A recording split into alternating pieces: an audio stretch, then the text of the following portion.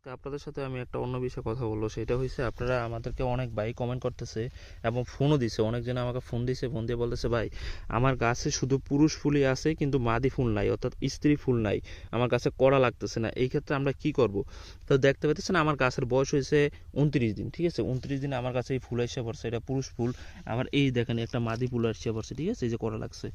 তো এটা কিছু আপনার বিষয় লক্ষ্য রাখলে ইনশাল্লাহ এটা হয়ে যাবে। এটা একটা নর্মাল বিষয়, এটা সাধারণ বিষয়। আপনার সাধারণত তরমুজ গাছে প্রথমত আপনার পুরুষ ফুলই বেশি হয়, তারপরে মাদি ফুল অর্থাৎ স্ত্রী ফুল তারপর পরে হয়, ঠিক আছে? প্রথমত আপনার পুরুষ ফুলই হবে।